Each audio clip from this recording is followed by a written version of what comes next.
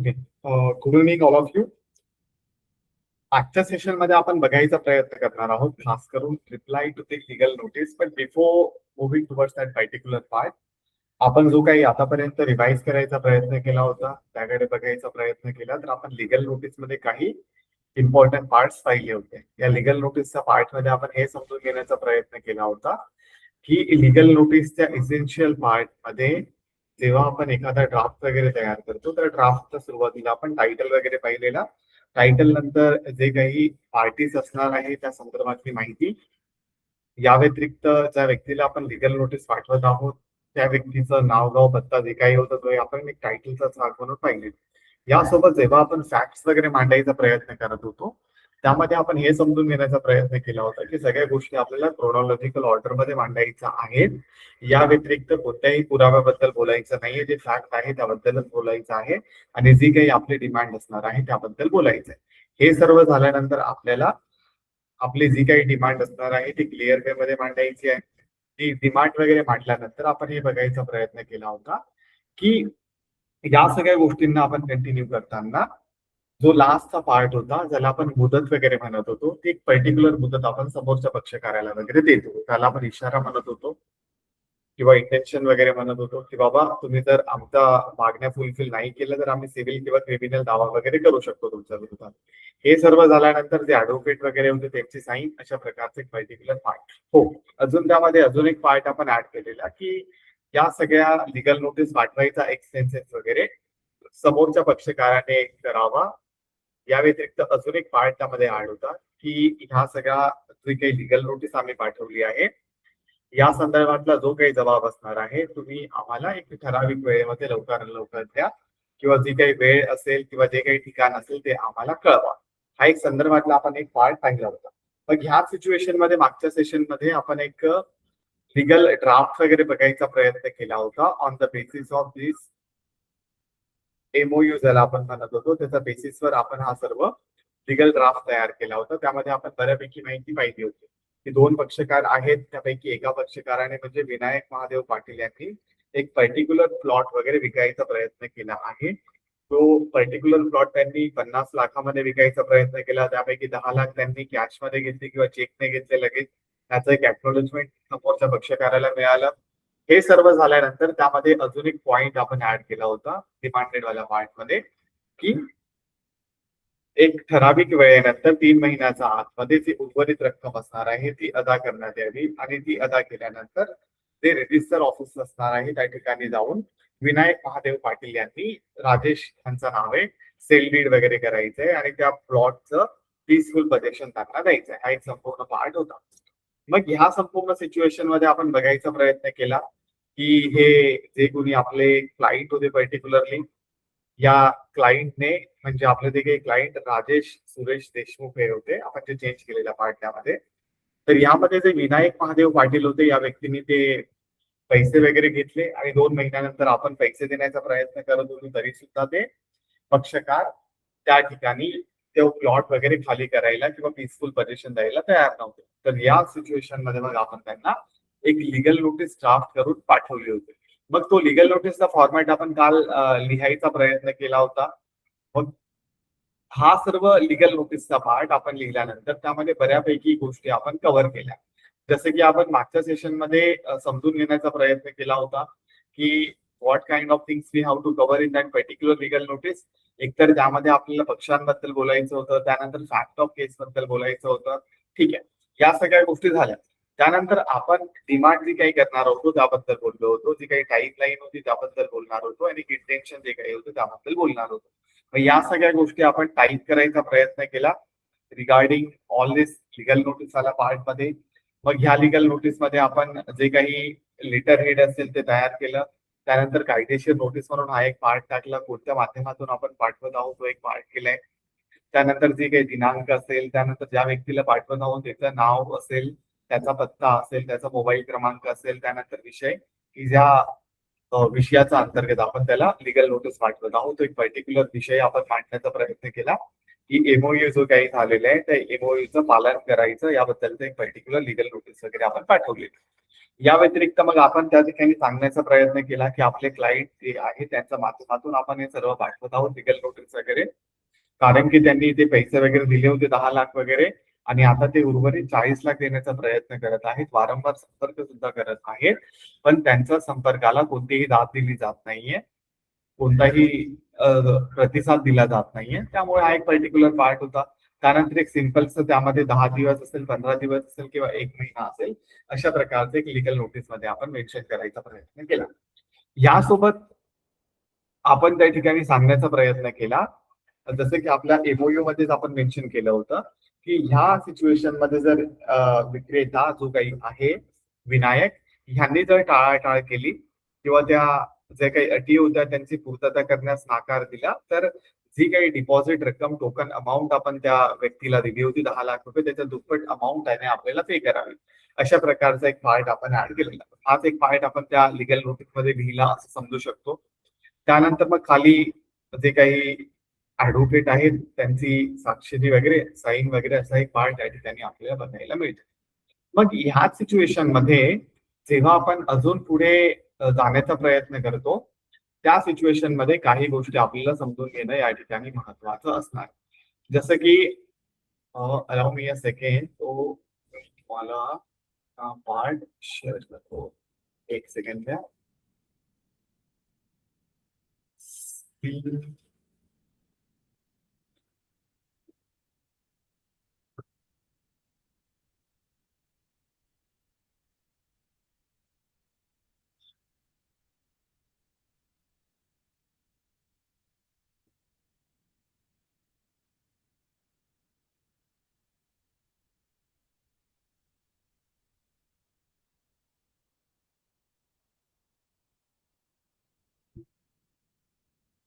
Okay. अच्छा, screen वगैरे visible आहे का तुम्हाला? चेक करा एकदा. माइंड मॅप वगैरे शो होते का? अच्छा, एक एक मिनिट पुन्हा एकदा करतो. I think there are some internet issue. Let me recheck. अच्छा, ती फाईल ओपन होत नाहीये.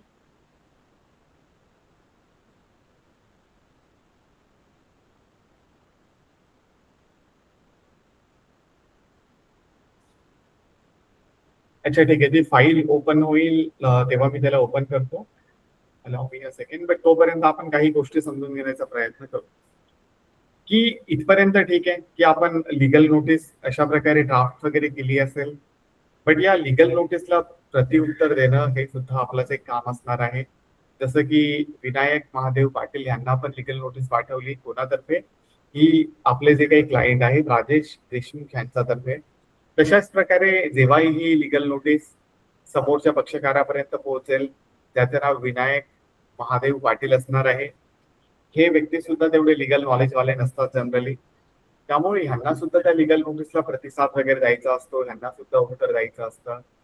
तर ह्या सिच्युएशन मध्ये जेव्हाही एखादा पक्षकार एखाद्या लीगल नोटीसला उत्तर वगैरे देत असतो, त्या सिच्युएशन मध्ये सुद्धा काही बेसिक्स गोष्टी आपल्या समोर समजून घेणं महत्वाचं असतं. तर या बेसिक गोष्टींना जर आपण पुन्हा या ठिकाणी रिवाइज करायचा प्रयत्न केला तर त्या समजून आपल्याला समजण्यासाठी थोडंसं सोपं वगैरे होऊ शकेल. मग whenever any opponent party legal notice प्राप्त झाल्यानंतर आपल्याला काही प्रकारचा रिप्लाय या ठिकाणी द्यायचा असणार आहे. Reply to the legal notice आणि आपण त्याचा रिप्लाय ऍक्च्युअल मध्ये बघायचा सुद्धा प्रयत्न करू. मग या पर्टिक्युलर रिप्लाय मध्ये आपल्याला बेसिक गोष्टी जाणून घेणं महत्वाचं असणार आहे. की जसं की आतापर्यंत आपण बघायचा प्रयत्न केला की एक लीगल नोटीसचा फॉर्मॅट मध्ये टायटल होता.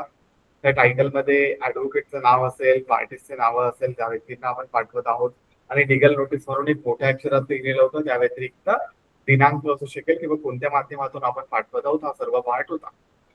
तशाच प्रकारे जेव्हा आपण एखादा लीगल नोटीसला रिप्लाय देत असतो, तो रिप्लाय फाईल करायच्या वेळेस सुद्धा आपल्या समोर काही गोष्टी बेसिक असणं क्लिअर होतं. मग ह्या गोष्टींमध्ये आपण सुद्धा बघायचा प्रयत्न करू की या सगळ्या गोष्टींमध्ये सुद्धा जे काही शीर्षक असणार आहे ते शीर्षक त्या रिप्लाय मध्ये ठळक असायला पाहिजे. जसं की ऍडव्होकेटचं नाव, त्यामध्ये reply to the legal notice अशा प्रकारे लिहिलेलं असलं पाहिजे. त्यानंतर एक दिनांक हा एक संपूर्ण पार्ट. मग हा एक पर्टिक्युलर शीर्षकचा पार्ट असणार आहे जे reply to the legal notice मध्ये असेल. त्या व्यतिरिक्त पुढचा पार्ट यामध्ये येतो ज्यामध्ये आपण ज्या वकिलांनी आपल्याला लिगल नोटीस पाठवली त्या वकिलांना आपण तो रिप्लाय वगैरे फाईल करत असतो. याचा अर्थ असा असतो या ठिकाणी कन्फ्युज व्हायची गरज नाहीये. भलेही एखाद्या क्लायंटने आपल्या ऍडव्होकेट तर्फे एखादी लिगल नोटीस पाठवलेली असली तरी जेव्हा आपण एखाद्या लिगल नोटीसचा रिप्लाय देतो त्यावेळेस ते समोरचे जे काही ऍडव्होकेट असणार आहे ज्यांनी आपल्याला लिगल नोटीस पाठवली त्याच्या नावाने आपल्याला द्यायचं आहे. त्यामध्ये आपल्याला असं करायची काही गरज नाही की ज्या क्लायंटने आपल्याला पाठवले त्यांना पाठवायचं असं नाही. जसं की फॉर एक्झाम्पल आपण या ठिकाणी बघायचा प्रयत्न केला तर ही लिगल नोटीस आपण पाठवली समोरच्या पक्षकाराला. जसं की राजेश महाले या ऍडव्होकेट साहेबांनी आपल्या क्लायंट जे काही आहेत राजेश सुरेश देशमुख यांच्या तर्फे ही लिगल नोटीस पाठवली विनायक महादेव पाटील यांना. मग ह्या सिच्युएशन मध्ये हे जे विनायक महादेव पाटील आहेत हे जेव्हा त्यांचा ऍडव्होकेटला अप्रोच करतील त्या ऍडव्होकेटने ह्या क्लायंटच्या नावाने राजेश सुरेश देशमुख यांच्या नावाने डिरेक्टली लिगल नोटीस न पाठवता ती लिगल नोटीस जनरली पाठवली जाते ज्या ऍडव्होकेट तर्फे आपल्याला ती लिगल नोटीस वगैरे प्राप्त झाली आहे.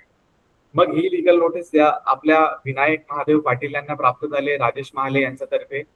त्यामुळे ह्या सिनॅरिओ मध्ये जो शीर्षकवाला पार्ट आपल्याला या ठिकाणी बघायला मिळतो त्या सिच्युएशन मध्ये आपल्या क्लायंट आपले जे काही वकील असणार आहे त्यांचे शीर्षक वगैरे झाल्यानंतर जेव्हा आपण क्लायंट वगैरेचा पार्ट मध्ये येतो की ज्यांना आपल्याला पाठवत आहोत त्या व्यक्तीला आपण पाठवत आहोत त्या लिगल नोटीसचा रिप्लाय ती व्यक्ती म्हणजे ज्या व्यक्तीकडून आपल्याला ही लिगल नोटीस प्राप्त झाली ती म्हणजे या ठिकाणी राजेश महाले नावाचे जे काही गृहस्थ आहेत ऍडव्होकेट आहेत ह्यांच्या पत्त्यावर आपल्याला या लिगल नोटीसचं उत्तर वगैरे द्यायचंय.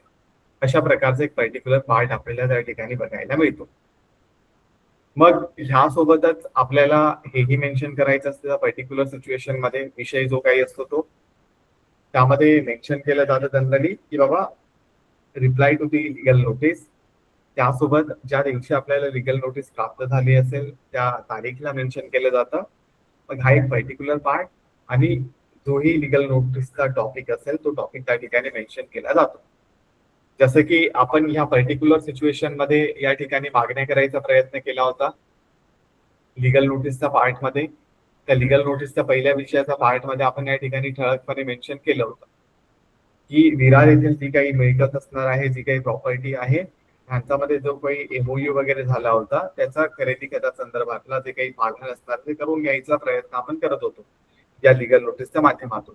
मग जेव्हा आपण या लिगल नोटीसला रिप्लाय वगैरे देऊ त्यावेळेस आपण त्या ठिकाणी मेन्शन करायचा प्रयत्न करू की हे जे काही एमओयू वगैरे आपल्याला आपण जे काही तयार केलं असेल हे एमओयू याच्या संदर्भामधला हा एक रिप्लाय आम्ही तुम्हाला फाईल वगैरे करत आहोत. मग हा एक पर्टिक्युलर पार्ट असू शकतो. म्हणजे आपण या ठिकाणी जनरली असं सुद्धा मेन्शन करत असतो की आमचे जे काही क्लायंट असणार आहेत सुरेश देशमुख यांना पाठवण्यात आलेल्या जे काही कायदेशीर नोटीस आहे ह्याचे उत्तर किंवा ह्याचे प्रतिउत्तर हा एक पर्टिक्युलर पार्ट आपण त्या ठिकाणी मेन्शन करायचा प्रयत्न करत असतो. किंवा मग बऱ्याच साऱ्या ऍडव्होकेटद्वारे reply to the legal notice dated so and so अशा प्रकारे मेन्शन केलं जातं की बाबा अमुक अमुक तारखेचा लिगल नोटीसला आम्ही उत्तर देत आहोत अशा प्रकारे मेन्शन केलं जातं. मग हा पण एक पार्ट आपण समजून घेऊ शकतो.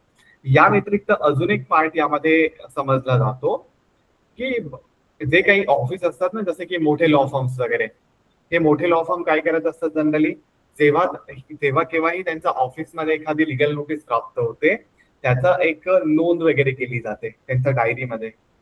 त्याला आपण इनवर्ड बुक वगैरे म्हणू शकू. मग अशा बुकमध्ये त्या लिगल नोटीसचा जे काही प्राप्त झाले आपल्या ऑफिसमध्ये त्याबद्दल लिहिलं जातं की बाबा legal notice receive dated so and so त्या लिगल नोटीसचा विषय वगैरे कोणत्या तारखेला मिळाली कोणाकडून मिळाली आणि त्याच्यासाठी एक पर्टिक्युलर नंबर एक देण्यात येतो. मग ते नंबर असू शकतील 1, 2, 3, 4 अशा प्रकारे. मग जशी जशी तो इयर वाढत जाईल तसा तसा इयर त्या ठिकाणी लावण्यात येतो. जसं की पहिल्या जानेवारीचा पहिल्या दिवशी नोटीस मिळाली असेल तर 1/2026 त्यानंतर दुसरी नोटीस आपल्याला मिळाली असेल तर 2/2026 अशा प्रकारे एप्रिल महिन्यापर्यंत 20वी नोटीस मिळाली असेल तर 20/2026 अशा प्रकारे एक नोंद वगैरे ठेवल्या जातात. मग जेव्हाही आपण बऱ्याच वेळेस अशा प्रकारचा रिप्लाय फाईल करतो ना, त्या सिच्युएशन मध्ये मोठ्या मोठ्या लॉ फर्म मध्ये तो एक दावत क्रमांक ज्याला आपण म्हणत आहोत, की जे डॉक्युमेंट आपल्या ऑफिसमध्ये प्राप्त झाले, ते लिगल नोटीस आपल्याला प्राप्त झाली, त्या लिगल नोटीसचा एक दावत क्रमांक त्या ठिकाणी मेन्शन केला जातो आणि म्हटलं जातं की ह्या पर्टिक्युलर नोटीसचा संदर्भ आहे आणि या नोटीसला आम्ही तुम्हाला रिप्लाय वगैरे फाईल करत आहोत. पुढे जाऊन आपण पाहू त्याचं सॅम्पल वगैरे, त्यावेळेस तुम्हाला अजून लक्षात येईल. पण सध्याच्या सिच्युएशन मध्ये एवढं लक्षात ठेवा. ह्यामध्ये मग पुन्हा आपण जेव्हा येण्याचा प्रयत्न करू, टायटल वगैरे झाल्यानंतर समोरच्या पक्षकाराला त्याला आपण रिप्लाय फाईल करत आहोत, त्याचं नाव आणि तो विषय वगैरे मेन्शन झाल्यानंतर आपण पुढे जे काही फॅक्ट आहेत याबद्दल बोलण्याचा प्रयत्न करत असतो. मग या संपूर्ण सिच्युएशन मध्ये आपण त्या ठिकाणी मेन्शन करायचा प्रयत्न करत असतो की हे जे कोणी व्यक्ती आहेत, ते काही क्लायंट आहेत, म्हणजे ते काही आपले राजेश आहेत. या राजेश यांच्या सूचनेनुसार आपण हे जी काही लिगल नोटीस आम्हाला पाठवली आहे, त्या लिगल नोटीसला आम्ही हे प्रतिउत्तर वगैरे देत आहोत या पर्टिक्युलर सिच्युएशन मध्ये. बट ह्यामध्ये आपल्याला हे मेन्शन करायचं विसरायला नाही पाहिजे की आपले क्लायंट कोण आहेत. जसं की आपले क्लायंट या रिप्लाय मध्ये आहेत विनायक म्हणून. मग हे विनायक व्यक्तींचं नाव आपल्याला त्या ठिकाणी मेन्शन करायचं की आमचे जे काही क्लायंट आहेत विनायक म्हणून, या विनायक ह्यांना जी काही लिगल नोटीस प्राप्त झाली, ह्याचा रिप्लाय आम्ही या ठिकाणी फाईल वगैरे करत आहोत. अशा प्रकारचा एक फॅक्ट वाल्या पार्ट मध्ये एक पहिला मुद्दा आपण त्या ठिकाणी मांडत असतो. मग ह्या सिच्युएशन मध्ये जेव्हा आपण पुढे जाण्याचा प्रयत्न करतो, त्या सिच्युएशन मध्ये जे काही आरोप आपल्यावर मांडण्यात आले होते, ते आपल्याला पॅराग्राफ वाईज त्याचं उत्तर देणं गरजेचं असणार आहे. ते कशा प्रकारे दिलं जातं ते आपण आता पुढे जाऊन पाहणार आहोत. पण इथपर्यंत ठीक आहे. पॅराग्राफ वाईज म्हणजे जे काही प्रत्येक सिच्युएशन या ठिकाणी आपण मांडली होती, जसं की आपल्या क्लायंटने या ठिकाणी अशा प्रकारचे लिगल नोटीस पाठवली. मग whenever I have to reply to this particular legal notice, I have to mention some points over here. मग ते पॉइंट म्हणजे काय, तर जेही आपले क्लायंट, जे समोरचे क्लायंट म्हणजे राजेश जे काही आहेत, यांनी माझ्या क्लायंटला म्हणजे कुणाला, विनायक महादेव पाटील यांना जे लिगल नोटीस पाठवली, त्यासाठी मी जेव्हाही रिप्लाय फाईल करेल, त्या सिच्युएशन मध्ये I have to mention the paragraph number 1 और 2 रिगार्डिंग दी सेम.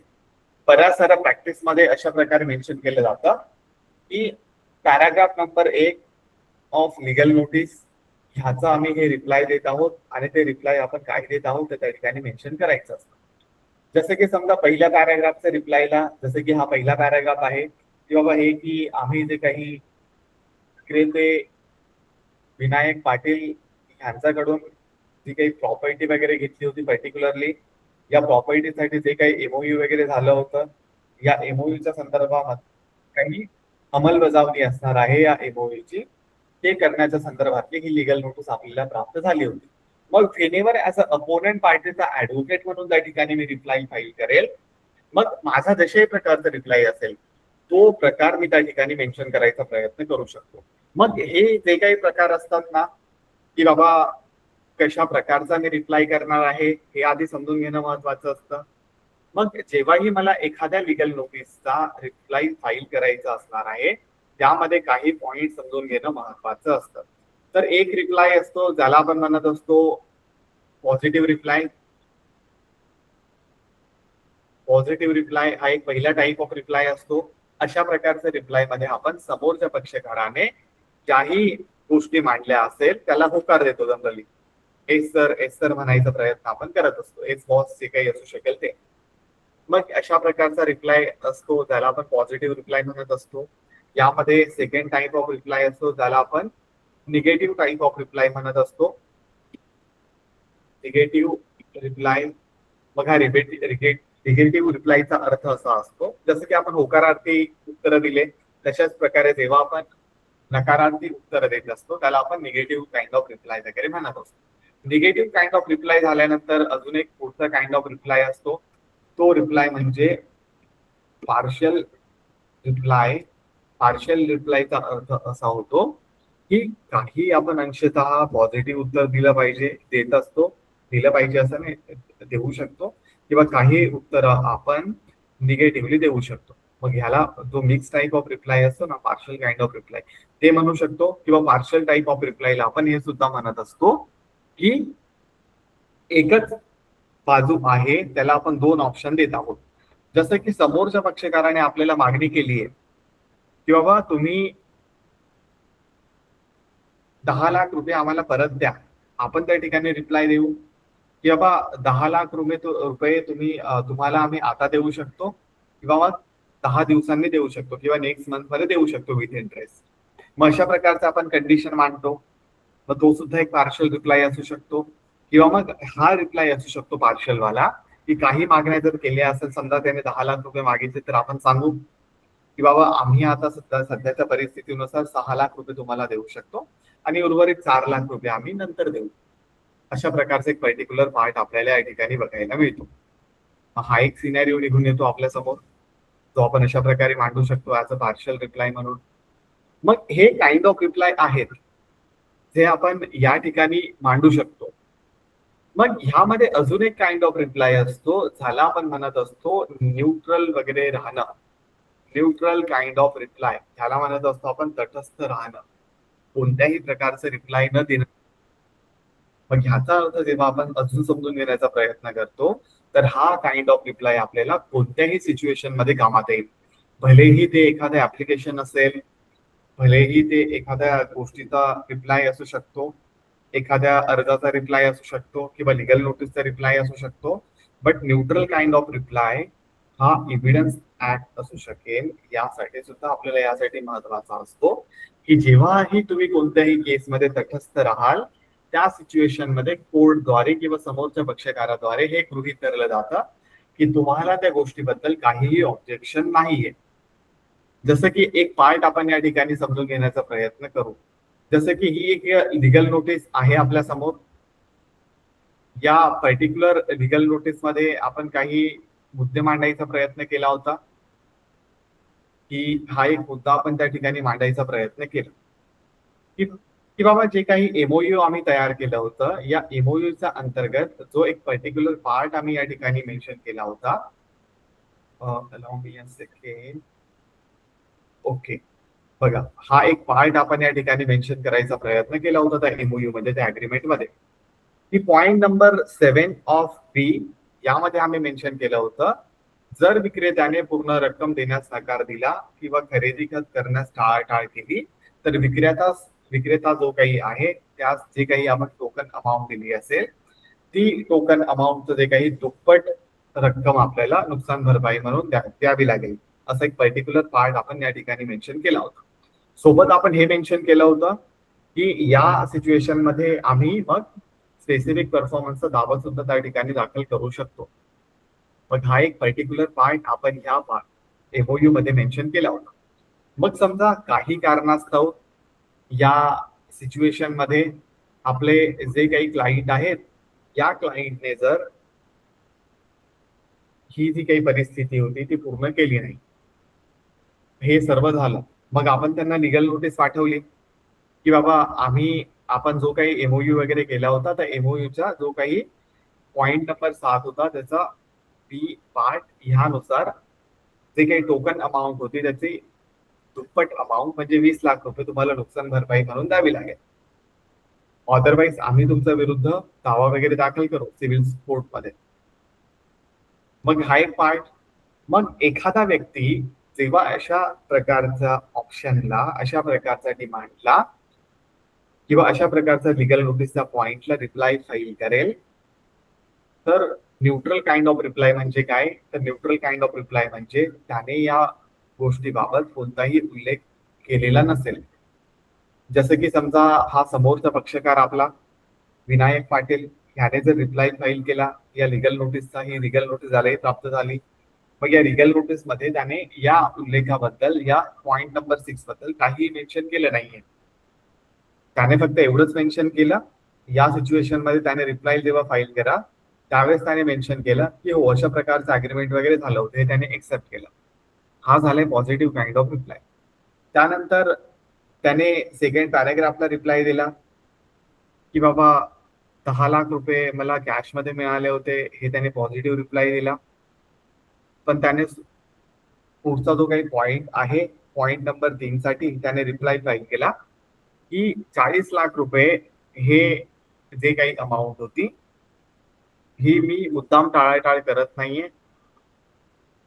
हेच समोरचे व्यक्ती माझ्यापर्यंत ती अमाऊंट वगैरे घेऊन आले नाहीये. अशा प्रकारचा एक पर्टिक्युलर पॉइंट त्या ठिकाणी त्यांनी मेन्शन केला. मग एकतर हा पॉइंट जो काही आहे यामध्ये त्यांनी म्हटलं होतं आपल्या क्लायंटने, आपण लिगल नोटीस पाठवली त्यामध्ये की बाबा वारंवार संपर्क करण्याचा प्रयत्न केला पण काहीही रिप्लाय आला नाहीये. पण या व्यक्तीचं म्हणणं आहे की बाबा असं कोणताही तुम्ही संपर्क केला नाहीये म्हणजे हा झाला एक काइंड ऑफ निगेटिव्ह रिप्लाय. त्यामध्ये आपण टाळत आहोत, डिरेक्टली फेटाळत आहोत त्यांचे दावे. पण हा एक निगेटिव्ह काइंड ऑफ रिप्लाय असू शकेल. या व्यतिरिक्त निगेटिव्ह काइंड ऑफ रिप्लाय हा पण असतो की त्यांनी ज्याही डिमांड केल्या आहे त्याच आपण फेटाळून लावतो डिरेक्टली. जसं की यांनी म्हटलं असेल की बाबा तुम्ही आम्हाला 10 लाख रुपये देऊ टाका, आपण फेटाळून लावू, की बाबा आम्ही नाही देणार. मग अशा दोन्ही प्रकारचे पॉइंट असू शकतात निगेटिव्ह रिप्लाय मध्ये. त्यानंतर आपण बघायचा प्रयत्न केला पार्शल काइंड ऑफ रिप्लाय.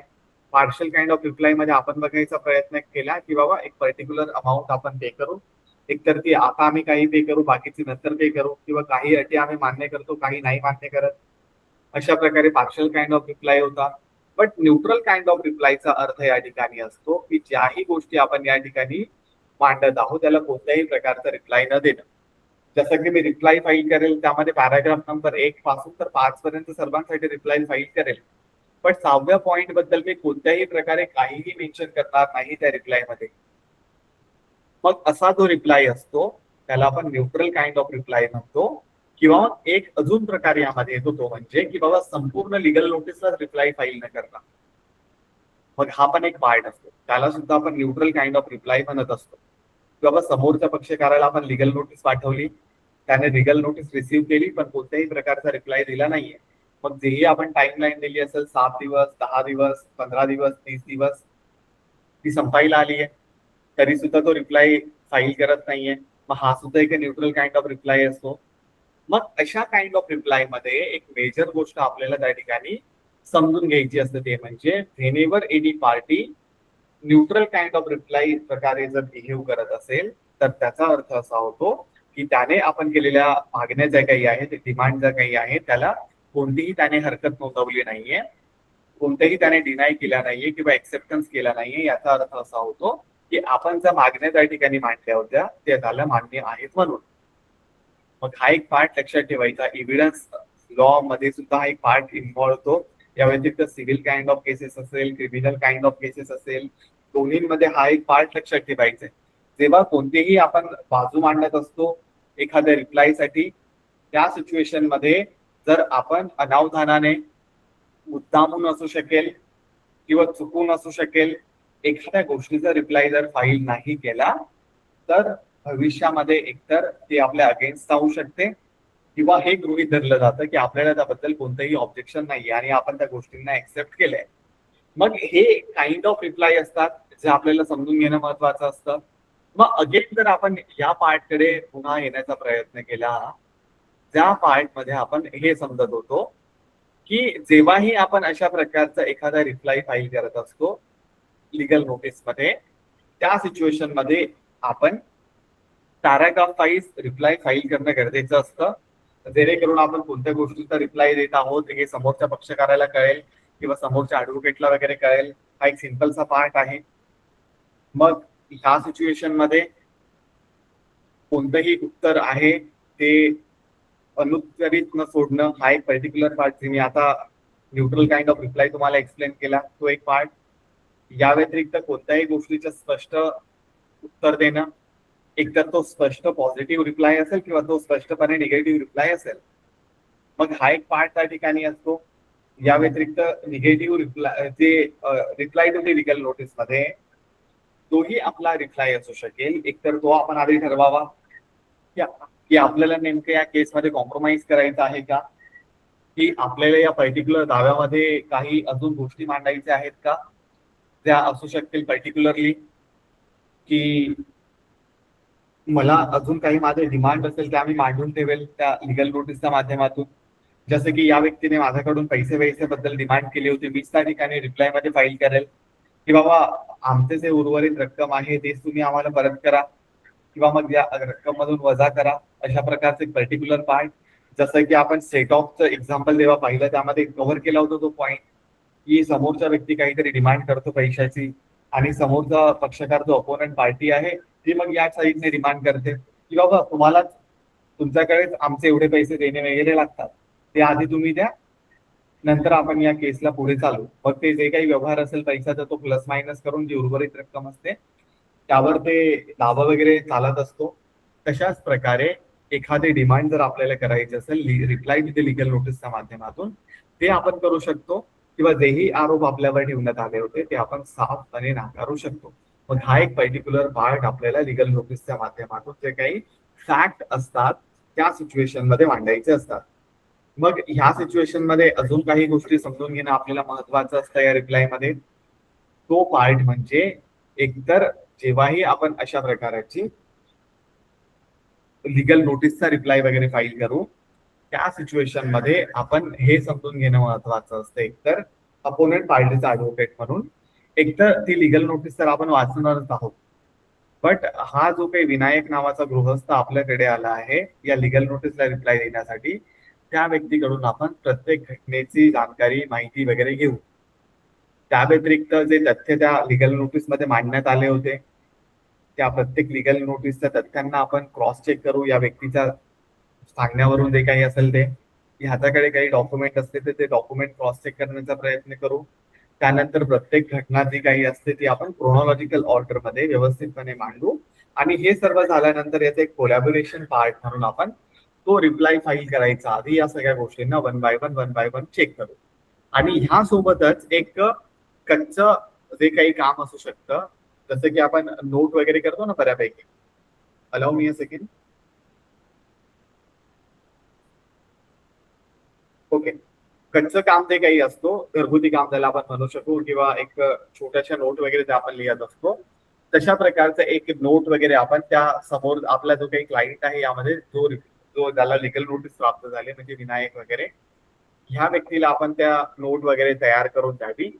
त्यानंतर त्याचं ओपिनियन जाणून घ्यायला पाहिजे आपण की बाबा हे बघ अशा प्रकारचा रिप्लाय देत आहे, भविष्यामध्ये असं नको व्हायला की तू या सगळ्या गोष्टींमधून टाळाटाळ करावी की बाबा वकील साहेबांनी स्वतःहूनच रिप्लाय फाईल केला होता, अशा प्रकारे होऊ नये.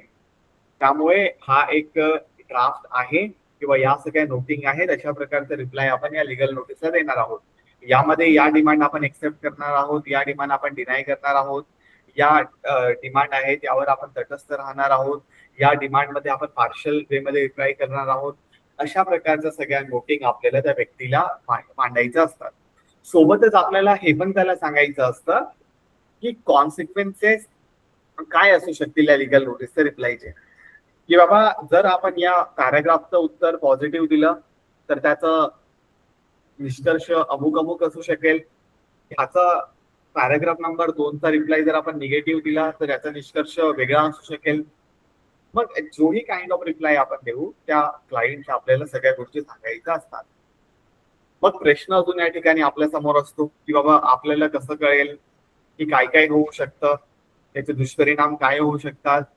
तर एक सोपीशी गोष्ट लक्षात ठेवायची, हे जे दुष्परिणाम असतात ते म्हणजे सामान्यतः एकतर हे जे लिगल नोटीस आपल्याला पाठवली गेली होती त्या लिगल नोटीस मधली जी काही लास्टची डिमांड असते ज्याला आपण इंटेन्शन म्हणत असतो, तेच इंटेन्शन म्हणजे ते जे काही आपण समोरच्या आपल्या क्लायंटला म्हणजे विनायकला सांगू की बाबा हे सगळं तुझ्यासोबत घडू शकतं.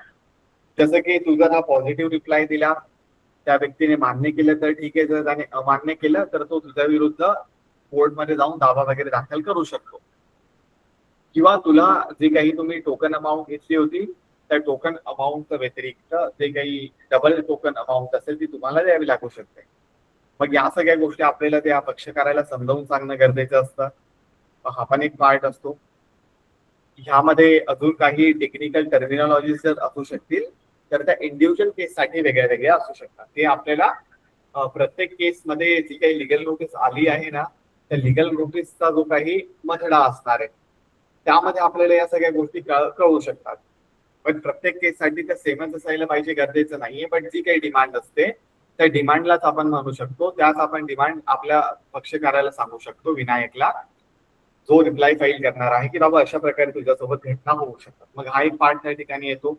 मग हे सर्व झाल्यानंतर it is our duty regarding the same की जे काही ड्राफ्ट वगैरे असतो तो ड्राफ्ट वगैरे आपण अशा प्रकारे तयार करून घ्यायचा. जसं की काल आपण सगळ्या गोष्टी फॅक्ट वाईज सगळ्या मांडायचा प्रयत्न केला होता या सगळ्या सिच्युएशन मध्ये. जेव्हाही रिप्लाय फाईल होतो त्यावेळेस सुद्धा अशाच प्रकारच्या गोष्टी त्यामध्ये लिहिल्या जातील. एक तर टायटल क्लॉज वगैरे वाला पार्ट, त्यानंतर आपण ते काही फॅक्ट मेन्शन करू, त्या फॅक्ट आपण क्रोनॉलॉजिकल ऑर्डर मध्ये मेन्शन करण्याचा प्रयत्न करतो की कधी काय झालं होतं, कधी नाही झालं होतं, आपला क्लायंट किती दुधाचा धुतलेला आहे, धुतल्या तांदळाचा आहे, सगळं आपण त्यामध्ये मांडण्याचा प्रयत्न करू शकतो. या व्यतिरिक्त सेम सिच्युएशन मध्ये आपल्या काही डिमांड असल्या, आपल्या क्लायंटचं काही डिमांड असल्या, ठीक आहे, किंवा मग ही जी काही टाइम लाईन असू शकेल याबद्दल आपण बोलायचा प्रयत्न करू शकतो. किंवा मग हे जे काही समोरच्या व्यक्तीने आपल्याला इशारा दिला होता, जी काही त्याने मागणी वगैरे केली होती, या सगळ्या गोष्टींबद्दल आपण त्या ठिकाणी मांडण्याचा प्रयत्न करू शकतो. एकतर आपण त्याला हे सांगू शकतो पर्टिक्युलरली की बाबा हे बघ, मी तुला हा पॉझिटिव्ह काइंड ऑफ रिप्लाय वगैरे देते, त्यामुळे तू असं कोणताही कोर्टमध्ये जाऊन दावा दाखल करायची गरज नाहीये. ही लिगल नोटीस जी काही आहे ती तुम्ही मागे वगैरे घ्या. असा एक सल्ला आपण देऊ शकतो जनरली लिगल नोटीसच्या रिप्लायच्या माध्यमातून. किंवा आपण हा सल्ला देऊ शकतो की बाबा आम्ही या अमुक अमुक दिवशी या ठिकाणी भेटायला तयार आहोत, तुम्ही सुद्धा या त्या ठिकाणी भेटायला. या व्यतिरिक्त आपण त्या ठिकाणी ताकीद देऊ शकतो की बाबा ही जी काही लिगल नोटीस तुम्ही पाठवली असणार आहे ती खोटी आहे, यामध्ये कोणतेही तथ्य नाहीये, त्यामुळे आम्हीच तुमच्या विरोधात दावा दाखल करू किंवा आम्हीच तुमच्या ऍडव्होकेटच्या विरोधात बार काउन्सिलमध्ये कंप्लेंट वगैरे फाईल करू की तुम्ही खोट्या प्रकारचे नोटिसेस वगैरे पाठवत आहात विदाऊट एनी तथ्य अँड हॅरेसिंग अवर पार्टी. हा पण एक पार्ट त्या ठिकाणी येऊ शकतो. किंवा मग अजून त्या ठिकाणी आपण एक डिमांड वगैरे ठेवत असतो, एक तर आपली पर्सनल डिमांड असू शकते ती, किंवा मग आपण ही डिमांड मांडू शकतो की हे जे काही लिगल नोटीस पाठवली आहे त्या लिगल नोटीसचा खर्च, जो काही रिप्लाय आपण फाईल करत आहोत त्या रिप्लायचा खर्च समोरच्या पक्षकाराने द्यावा. अशा प्रकारचे एक डिमांड आपण त्या ठिकाणी सिंपल वे मध्ये मांडत असतो. आणि ती मांडल्यानंतर आपण खाली साक्षरी वगैरे करून, आपले जे काही वकील असेल त्यांचं स्वाक्षरी वगैरे करून आपण त्या ठिकाणी फायनल करत असतो. अशा प्रकारचे पर्टिक्युलर रिप्लाय आपण फाईल करत असतो. मग ह्याचा एक सॅम्पल जर आपण बघायचा प्रयत्न केला तर काल आपण जे काही ड्राफ्ट वगैरे तयार केला होता लिगल नोटीसचा, त्याचाच एक सॅम्पल रिप्लाय तयार करण्यात आलाय. यामध्ये सुद्धा सेम गोष्टी असणार आहेत. एक टायटल क्लॉज वगैरे जे काही पार्ट आपण तयार केला तो, ठीक आहे. त्यानंतर या ठिकाणी reply to the legal notice प्रकारे मांडण्यात आलाय तो एक पर्टिक्युलर पार्ट. त्यानंतर कोणत्या माध्यमातून हा लिगल नोटीसला आपण पाठवत आहोत तो एक पर्टिक्युलर पार्ट, त्याची तारीख वगैरे. त्यानंतर ज्या ऍडव्होकेटच्या पत्त्यावर आपण पाठवत आहोत म्हणजे राजेश महाले या ऍडव्होकेटचं नाव त्या ठिकाणी असणार आहे, ठीक आहे. त्यासोबत त्यांचा पत्ता वगैरे, त्यांचा कॉन्टॅक्ट नंबर त्या ठिकाणी असणार आहे. त्या व्यतिरिक्त जे काही विषय असणार आहे की बाबा जे काही क्लायंट आहेत यांनी पाठवलेल्या त्या लिगल नोटीसला हे प्रतिउत्तर आहे किंवा यांना हे उत्तर आहे. मग यामध्ये आपण हे सुद्धा मेन्शन करतो कोणत्या तारखेची ती नोटीस होती. या व्यतिरिक्त एक संदर्भ, जसं की मी तुम्हाला आवक क्रमांक जो काही सांगितला होता इन्व्हर्ट वाला एक पार्ट, मग या सिच्युएशन मध्ये तो एक पर्टिक्युलर पार्ट त्या ठिकाणी मेन्शन केला जातो. गरजेचं नाहीये प्रत्येक केसेस मध्ये ते मेन्शन होतं, पण जे मोठे मोठे लॉ फॉर्म असतात त्या ठिकाणी अशा प्रकारचा एक संदर्भ त्या ठिकाणी मेन्शन होतो. मग हा एक सिनॅरिओ आपल्याला बघायला मिळतो की बाबा ही लिगल नोटीस आमच्या ऑफिस मधून या ठिकाणाहून पाठवण्यात आली आहे, त्याचा हा एक दावा क्रमांक आहे.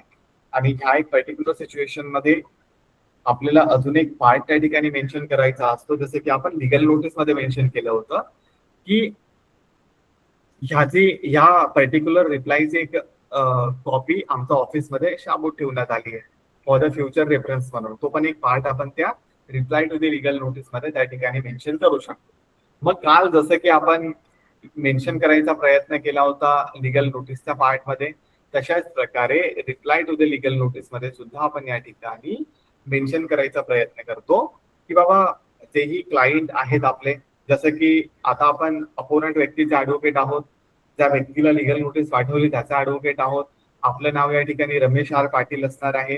मग या ठिकाणी आपण मेन्शन करण्याचा प्रयत्न करतो की बाबा ह्या सगळ्या रिप्लायच्या सिच्युएशन मध्ये की बाबा तुमचे जे काही क्लायंट होते त्या क्लायंटने माझे क्लायंट माझे अशिल यांना विनायक पाटील यांना लिगल नोटीस पाठवली होती किंवा त्यांची लिगल नोटीस आमच्या वकील क्लायंटला प्राप्त वगैरे झाली आणि ती प्राप्त झाल्यामुळे आम्ही तुम्हाला या लिगल नोटीसला प्रतिउत्तर वगैरे देत आहोत. मग हा एक पार्ट या ठिकाणी लक्षात ठेवायचा.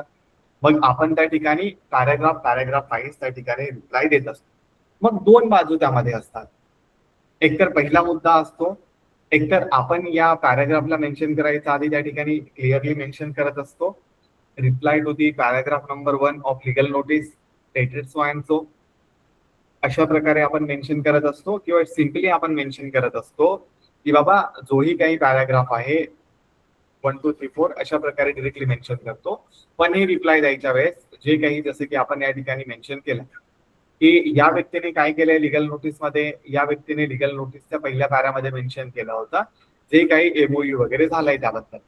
मग तशाच प्रकारे त्याचा रिप्लाय मध्ये सुद्धा आपण जनरली मेन्शन करत असतो किंवा अशा प्रकारचा हा काही एमओयू वगैरे झाला होता त्याबद्दलचा एक पार्ट आपण त्या ठिकाणी मेन्शन केलं की बाबा या ठिकाणी त्यांनी पॉझिटिव्ह रिप्लाय दिला आपल्या क्लायंटच्या माध्यमातून की बाबा हे मान्य आहे की माझ्या क्लायंटने तुमचे जे काही क्लायंट आहेत यांचा विरार येथील जो काही पर्टिक्युलर प्लॉट होता यांचा दरम्यान एक एमओयू वगैरे झालाय, त्यामध्ये 10 लाख रुपयाचं जे काही बयाना रक्कम टोकन रक्कम होती ती स्वीकारण्यात आली हे देखील आम्ही मान्य करतो.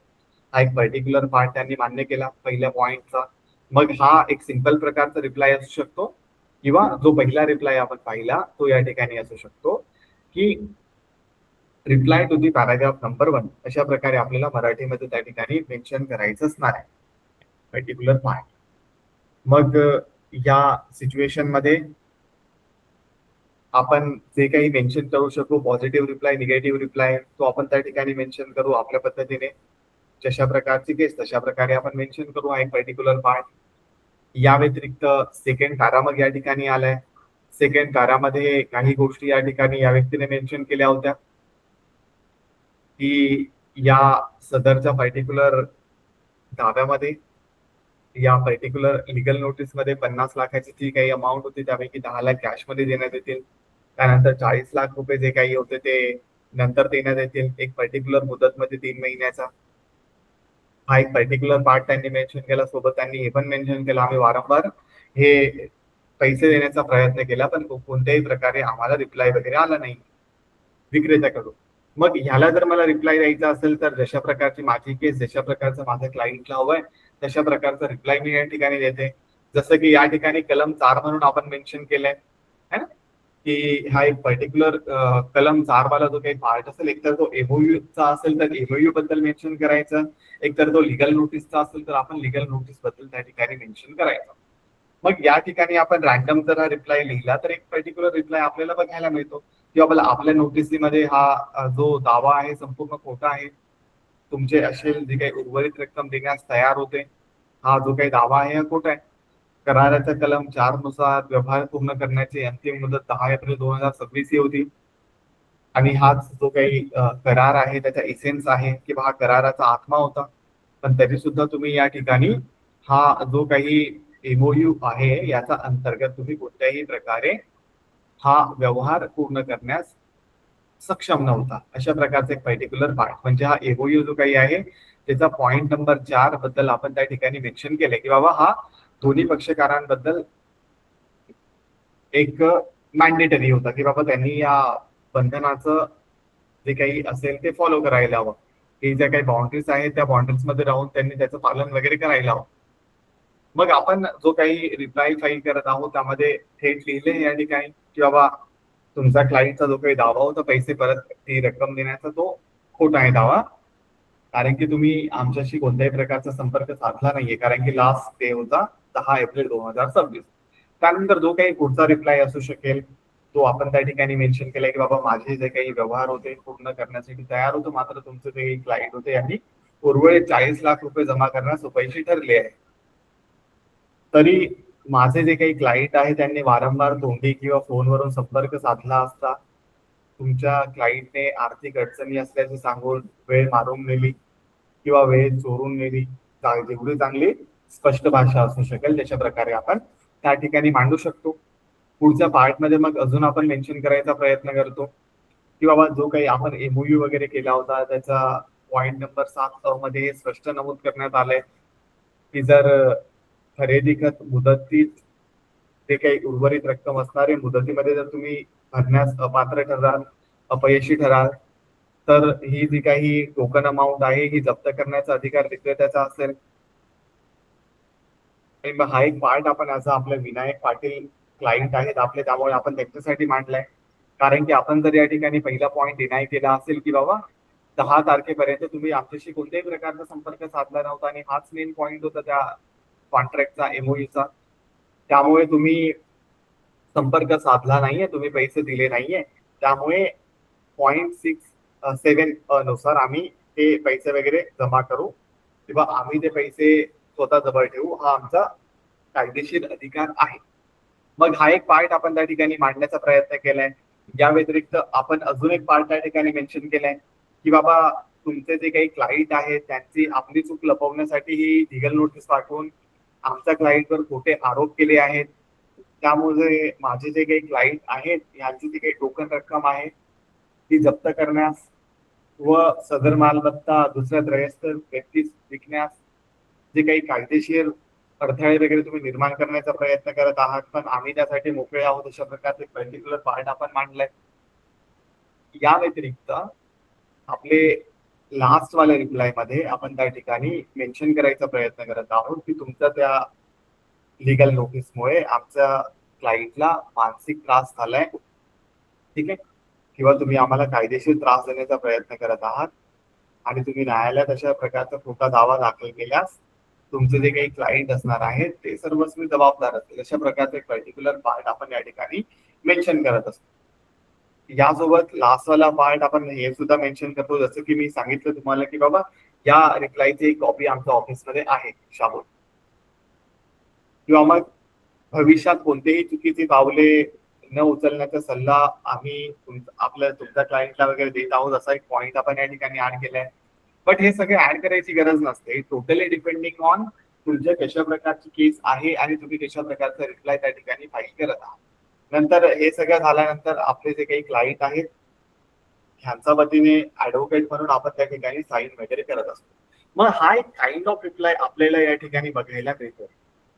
मग ह्या सिच्युएशन मध्ये अजून जेव्हा आपण पुढे जाण्याचा प्रयत्न करतो त्यावेळेस हे जे काही आपण लिगल वॉर्निंग या व्यक्तीला दिली आहे की बाबा तुम्ही ही लिगल नोटीस मागे घ्यावी किंवा भविष्यात कोणताही खोटा दावा दाखल करू नये. मग गरजेचं नसतं की त्यांनी आपल्या अटी वगैरे मान्य करायला हवे, ते त्यांच्यावर असणार आहे की त्यांनी करावं किंवा नाही करावं, है ना, ते सगळ्या गोष्टी ते करू शकतात. मग ह्या सिच्युएशन मध्ये आपल्याला अजून काही गोष्टी समजून घेणं महत्वाचं असणार आहे.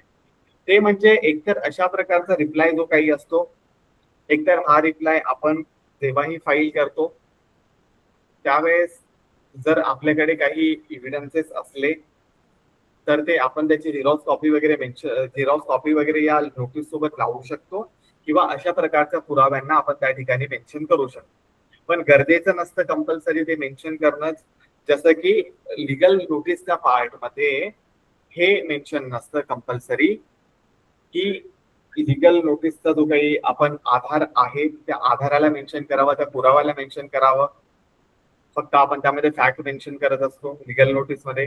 तशाच प्रकारे त्याच्या रिप्लाय मध्ये सुद्धा आपल्याला फक्त त्या जे पॉइंट समोरच्या पक्षकाराने मांडले आहे त्याला रिप्लाय द्यायचा आहे, थेट पॉझिटिव्ह असेल किंवा निगेटिव्ह असेल तशा प्रकारचा रिप्लाय द्यायचा.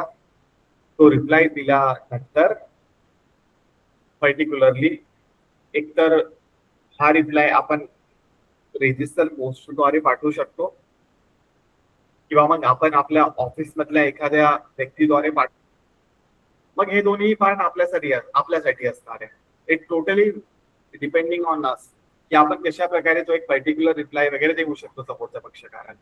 यामध्ये अजून एक पार्ट ऍड होत असतो, तो म्हणजे की जेव्हाही आपण अशा प्रकारचे लिगल नोटीस वगैरे दाखल करत असतो त्या सिच्युएशन मध्ये रेजिस्टर पोस्टाने जर ती लिगल नोटीस पाठवली तर ती कधीही चांगली असू शकेल आपल्यासाठी, जेणेकरून आपल्यासाठी एक रेकॉर्ड होतो रेजिस्टर पोस्टचा की बाबा हो आम्ही ही लिगल नोटीस व्यवस्थितपणे पाठवली होती तुम्हाला.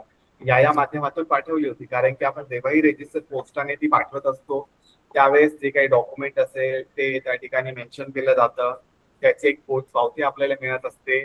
ती पोहोचली किंवा नाही पोहोचली त्याचं एक एक्नॉलेजमेंट आपल्याला मिळत असतं. तर हा सर्व पार्ट आपल्याला रजिस्टर पोस्टाने मिळत असतो. मग जनरली इंडियन सिनॅरिओ मध्ये जी लिगल नोटीस पाठवली जाते ती लिगल नोटीस रजिस्टर पोस्टाने पाठवली जाते. सध्या एखाद्या व्यक्तीचा पत्ता वगैरे माहीत नसला तर ती लिगल नोटीस ऑनलाईन माध्यमातून म्हणजे ईमेलच्या माध्यमातून सुद्धा पाठवली जाऊ शकते.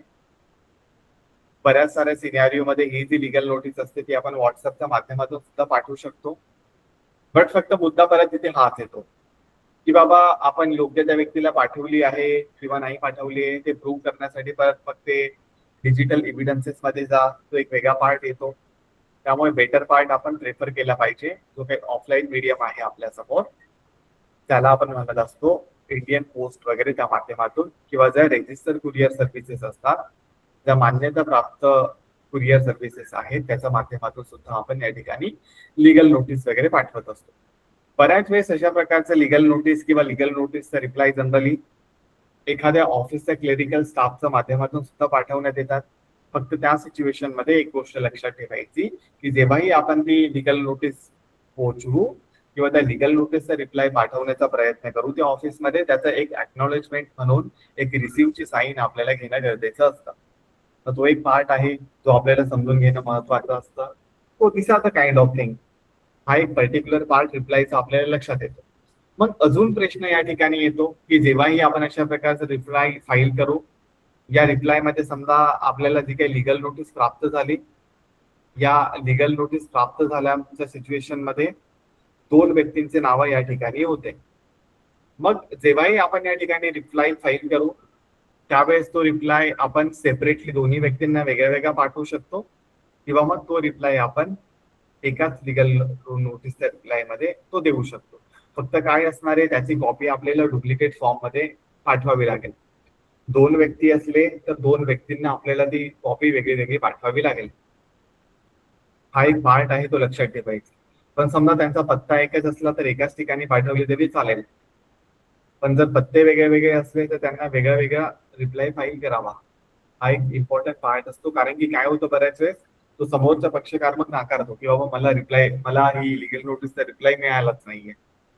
जर त्यांचे पत्ते वेगळे असल्याने आपण एकाच व्यक्तीला ती कॉपी वगैरे पाठवली तर तो बेटर पार्ट एवढा असतो की जर एकापेक्षा जास्त व्यक्ती त्या ठिकाणी इन्व्हॉल्व असले तर ह्यामध्ये आपण वेगळे वेगळे रिप्लाय फाईल करा. Allow me a second.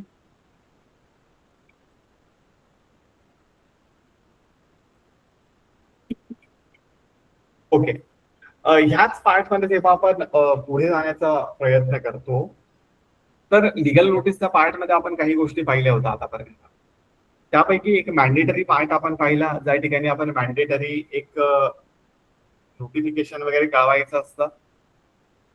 ज्यावेळी वेळेस एखादी चेकबाउन्सची केस असेल ज्याही वेळेस एखाद्या सरकारच्या विरोधातली केस असेल हा एक पार्ट आपण पाहिला. तो सुद्धा व्यवस्थितपणे तुम्ही लक्षात ठेवायचा आहे. या व्यतिरिक्त सेम सिच्युएशन मध्ये जेव्हाही आपण टाईप ऑफ केसेसचा लिगल नोटीस वाल्या पार्ट मध्ये किंवा लिगल नोटीसचा या ठिकाणी अलाउ मी अ सेकंड काय गडबड आहे या ठिकाणी.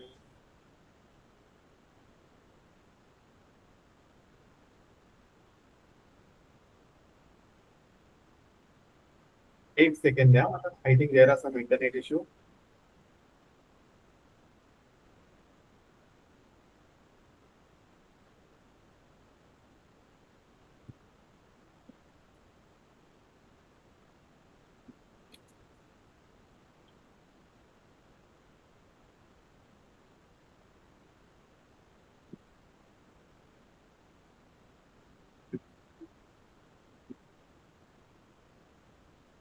ओके.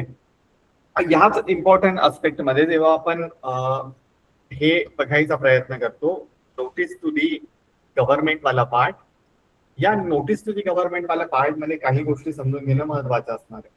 जसं की आपण आतापर्यंत एक मेजर गोष्ट पाहिली होती की जेव्हाही अशा प्रकारची नोटीस आपण पाठवत असतो त्या डिपार्टमेंटच्या हेडला आपल्याला ती नोटीस वगैरे द्यायची असते. मग हा एक पर्टिक्युलर पार्ट त्या ठिकाणी समजून घेणं महत्वाचं असतं. मग अशा सिच्युएशन मध्ये आपल्या समोर कोणते कोणते असे गव्हर्नमेंटल डिपार्टमेंट असतात त्यांना आपण लिगल नोटीस वगैरे पाठवू शकतो, तर डिपेंड करत असणार आहे. एकतर आपल्याला ती केस एखाद्या राज्य सरकारच्या विरोधात दाखल करायची आहे का, मग आपल्याला जे काही सेक्रेटरी असणार आहे त्यांना एक लिगल नोटीस वगैरे पाठवावी लागेल. मला जर राज्य सरकारच्या विरोधात दावा दाखल करायचा असेल तर मग तो मुद्दा कोणत्या प्रकारचा आहे ते सुद्धा समजून घेणं आधी महत्वाचं असतं. जर तो मुद्दा असला एखाद्या लोकल म्युन्सिपल कॉर्पोरेशनचा, एखाद्या पंचायत समितीच्या संदर्भामधला, एखाद्या ग्रामपंचायत संदर्भामधला, तर अशा सिच्युएशन मध्ये सुद्धा आपल्याला काही गोष्टी त्या ठिकाणी समजून घेणं महत्वाचं असतं की बाबा if I have to send the legal notice to the government किंवा मग गव्हर्नमेंट बॉडीज, मग ह्या सिच्युएशन मध्ये हा जो काही ड्राफ्ट आपण बघायचा प्रयत्न केला होता, जसं की हा एक सॅम्पल ड्राफ्ट आपण पाहिलाय legal notice to the government वाला पार्ट सारखाच जो काही पहिला पार्ट आपण पाहिला, तर whenever we have to send legal notice to the government या सिच्युएशन मध्ये मग जेव्हाही आपण हा पार्ट करण्याचा प्रयत्न करू, यामध्ये जे काही शीर्षक दिसतं यामध्ये कायदेशीर नोटीसवाला पार्ट जो काही आहे तो सेम असणार आहे. या व्यतिरिक्त जी काही लिगल नोटीस पाठवण्याचा जो काही माध्यम असेल, रजिस्टर पोस्ट आहे, स्पीड पोस्ट आहे, ईमेल आहे, हे सेम असेल. तारीख वगैरे वाला पार्ट जो काही आहे तो एक सेम असणार आहे. या सिच्युएशन मध्ये मग एक पर्टिक्युलर पार्ट चेंज होतो, तो म्हणजे जे काही पक्षकार आहेत ते. मग या पक्षकारांमध्ये हेड ऑफ डिपार्टमेंट म्हणजे पंचायतचा हेड कोण असू शकेल, एकतर तिथले आयुक्त वगैरे असू शकतील पर्टिक्युलरली. एखादं ग्रामपंचायत असेल तर ते ग्रामसेवक वगैरे जे काही असतात ते हेड वगैरे असू शकतात, तो एक पर्टिक्युलर पार्ट. या व्यतिरिक्त सेम सिच्युएशन मध्ये एखादं युनिव्हर्सिटी असेल तर युनिव्हर्सिटीचे जे काही सेक्रेटरी वगैरे असेल त्यांच्या माध्यमातून आपण ते एक लिगल नोटीस पाठवू. मग हा एक पर्टिक्युलर पार्ट आपल्याला त्या ठिकाणी बघायला मिळतो. तो there are the different kind of department, ते डिफरंट काइंड ऑफ डिपार्टमेंटसाठी लिगल हेड वगैरे असणार आहेत त्या पर्टिक्युलर डिपार्टमेंटचे. मग त्यांना आपण जनरली अशा प्रकारचे लिगल नोटिसेस वगैरे पाठवत असतो. सो अशा सिच्युएशन मध्ये फक्त आपल्याला एकदा क्रॉस चेक करायचा असतो एक माध्यम, तो म्हणजे की ज्याही डिपार्टमेंटला मी पाठवत आहे लिगल नोटीस, ज्यांच्या विरोधात मला दावा दाखल करायचा आहे, त्यांच्या त्या पर्टिक्युलर डिपार्टमेंटमध्ये लिगल हेड कोण असणार आहे. जसं की पंचायत ग्रामपंचायत मध्ये त्यांचे लिगल हेड असणार आहेत पर्टिक्युलरली ग्रामसेवक वगैरे. पंचायतच्या सिच्युएशन मध्ये त्यांचे जे काही पंचायतचे लिगल हेड जी काही कमिटी असेल, प्रमुख असेल, तिथे जे काही गव्हर्नमेंट अपॉइंटेड असेल ते व्यक्ती असू शकतील. या व्यतिरिक्त महाराष्ट्र राज्याच्या सिच्युएशन मध्ये जे सेक्रेटरी असणार आहेत मंत्रालयातले, त्यांचा एक पार्ट असू शकतो. तशाच प्रकारे जे डिफरंट काइंड ऑफ डिपार्टमेंट असणार आहेत त्यामध्ये प्रत्येक सफिशियंट व्यक्तीची त्या ठिकाणी नियुक्ती वगैरे केलेली असते. You have to cross check regarding that particular part, की ते व्यक्ती पर्टिक्युलर कोण आहेत, त्यांचं नावे आपल्याला त्या ठिकाणी पाठवायचं असणार आहे. मग ह्या सिच्युएशन मध्ये अजून एक पार्ट आपल्याला या ठिकाणी लक्षात ठेवायचा असतो की बऱ्याच साऱ्या सिच्युएशन मध्ये एकतर गव्हर्नमेंटच्या विरोधातल्या दाव्यांमध्ये सहसा आपण ही notice generally secretary of government म्हणजे जे मंत्रालयाचे सेक्रेटरी असणारे महाराष्ट्र सरकारचे, राज्य सरकारचे जे काही सचिव असतील त्यांचं नावे पाठवतो, किंवा मग आपण तिथपर्यंत पोहोचू शकत नाही दरवेळेस, त्यामुळे आपण ही लिगल नोटीस जिल्हाधिकारी जे असतात आपल्या जिल्ह्याचे त्यांच्या माध्यमातून ती पाठवत असतो. मग हा एक पर्टिक्युलर पार्ट आपण त्या ठिकाणी लक्षात ठेवायचा आहे. या व्यतिरिक्त अजून सेम पार्ट आपण रिवाइज करू शकू या ठिकाणी, की जीही लिगल नोटीस पाठवणार आहोत आपण दावा दाखल करण्याच्या संदर्भामधली, ती आपण 2 महिन्याचे एक पर्टिक्युलर त्यामध्ये सक्ती त्या ठिकाणी किंवा जे काही पॉइंट असतो, इशारा जो काही असतो तो 2 महिन्याचा त्यामध्ये मिनिमम देणे गरजेचं आहे. की बाबा आम्ही तुमच्या विरोधात अमुक दावा दाखल करणार आहोत, ती 2 महिन्याची नोटीस घ्या. अशा प्रकारचे 2 महिने 60 डेज त्या ठिकाणी मेन्शन करणं गरजेचं आहे. या व्यतिरिक्त आवश्यक माहितीचा पार्ट मध्ये मग ती सेम माहिती असू शकेल जी आपण जनरली लिगल नोटिसेस मध्ये लिहत असतो. जसं की आपलं जे काही कॉज ऑफ ऍक्शन झालंय, आपला वादी कोण आहे त्याची जी काही माहिती असेल, त्याच्या सोबत जे काही फॅक्ट झाले आहेत ते सगळे फॅक्ट आपण मेन्शन करू. त्याचे कोणत्या डिमांड आहेत, त्याचा कोणत्या क्लेम आहे, त्याला कोणतं रिलीफ हवं आहे, त्याला कोणती मदत हवी आहे, कोणती नुकसान भरपाई हवी आहे, याचा स्पष्ट उल्लेख आपण त्या ठिकाणी करू शकतो. मग हा एक पर्टिक्युलर पार्ट आहे जो आपल्याला या ठिकाणी समजून घेणं महत्वाचं असतं. मग ह्या सिच्युएशन मध्ये आपण पुढे जेव्हा वळण्याचा प्रयत्न करू, तर समजा एखादी मॅट्रिमोनियल लिगल नोटीस असली तर त्यामध्ये सुद्धा सेम पॉइंट असणार आहेत. मॅट्रिमोनियल लिगल नोटीस मध्ये त्यामध्ये सुद्धा आपण अशाच प्रकारे एक लिगल नोटीसचा सिम्पलचा फॉर्मॅट पाहतो. त्यामध्ये मग जी अपोनंट पार्टी असेल त्या व्यक्तीकडून आपल्याला मेंटेनन्स हवा आहे का, त्या व्यक्तीकडून आपल्याला डिवोर्स हवा आहे का, म्युच्युअल कन्सेंटने डिवोर्स हवा आहे का, आपल्याला सोबत राहायचं आहे का, या संदर्भातला पार्ट असू शकेल. मग अशा प्रकारच्या सिच्युएशन मध्ये सुद्धा एक पक्षकार वगैरे चेंज होतील. सेम सिच्युएशन त्या ठिकाणी आपण क्रॉस चेक करायचा प्रयत्न करू. त्या केसचे फॅक्ट वगैरे, त्याचे डॉक्युमेंट वगैरे, कोणत्या डिमांड आहेत त्या सगळ्या. फक्त एक पॉइंट या ठिकाणी अजून ऍड होतो, तो म्हणजे की अशा प्रकारची नोटीस ज्याही वेळेस आपण मेन्शन करणार आहोत त्यावेळेस आपला जो काही क्लायंट आहे त्याच्याकडे सफिशियंट डॉक्युमेंट असणं गरजेचं असतं. एकतर अशा प्रकारचं कागदपत्र, जे कागदपत्र हे सिद्ध करेल की या व्यक्तीचा विवाह झालाय, ठीक आहे, या व्यक्तीचा विवाह झालाय किंवा त्याचं रजिस्ट्रेशन वगैरे झालंय. मग रजिस्ट्रेशन ऑफ मॅरेजचे सर्टिफिकेट जे काही असेल त्यावर मेन्शन असलेलं तारखा वारखा जे काही असेल ते आपण क्रॉस चेक करू. कोणत्या ठिकाणी कोणत्या पद्धतीने ते लग्न व्यवहार वगैरे झाला ते आपण मेन्शन करण्याचा प्रयत्न करू. त्याचा एक स्पष्ट उल्लेख आपल्याला त्या लिगल नोटीस मध्ये करणं मॅन्डेटरी असतं. त्या व्यतिरिक्त त्यांचं जे काही राहायला कुठे होते ते सहवासाचं ठिकाण आपण त्याला म्हणू शकतो, किंवा विवाहापूर्वी जी काही पत्नी होती ते कुठे राहत होते आणि विवाहानंतर ते दोघे जण कुठे राहत होते, यांचा एक पर्टिक्युलर परमनंट पत्ता कोणता होता तो आपण त्या लिगल नोटीस मध्ये मेन्शन करायचा प्रयत्न करत असतो. जे डोमासाईल असतं ते मेन्शन करायचा प्रयत्न करत असतो. मग हा एक पार्ट आपण त्या ठिकाणी समजू शकतो. हा पार्ट यासाठी सुद्धा मॅन्डेटरी असतो एखाद्या मॅट्रिमोनियल केसेस मध्ये, की मॅट्रिमोनियल केसेस काय असतात, जनरली 3 ठिकाणी फाईल होतात. त्यापैकी जर अलाउ मी अ सेकंड गेलाय तो नोट्स वाला पार्ट, ठीक आहे. या नोट्स वाल्या पार्ट मध्ये जर आपण बघायचा प्रयत्न केला तर ज्या मॅट्रिमोनियल वाल्या केसेस असतात त्या जनरली 3 ठिकाणी फाईल होतात.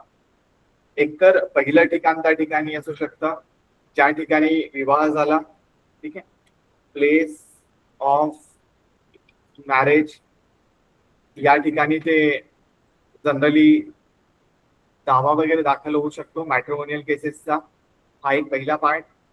यामध्ये सेकंड पार्ट त्या ठिकाणी मेन्शन होतो, तो म्हणजे ज्या ठिकाणी ते दोन्ही जण राहत होते, जसं की रेसिडेन्स,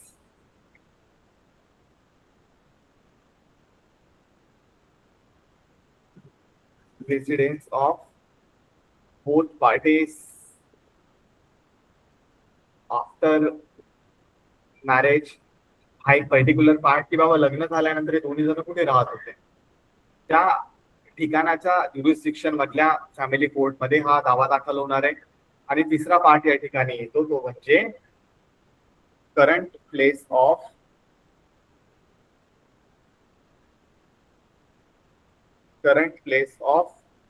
फाईट, ठीक आहे. ही जी काही महिला असणार आहे, ही जी पत्नी आहे, ही सध्या कोणत्या ठिकाणी राहते त्या ठिकाणच्या फॅमिली कोर्ट मध्ये अशा प्रकारचा दावा दाखल होऊ शकतो. फॉर द मेंटेनन्स असू शकेल, फॉर दी डिवोर्स असू शकेल, किंवा मग म्युच्युअल कन्सेंटने डिवोर्स असू शकेल, किंवा सोबत नांदण्याबद्दल असू शकेल, कोणताही पार्ट असू शकेल.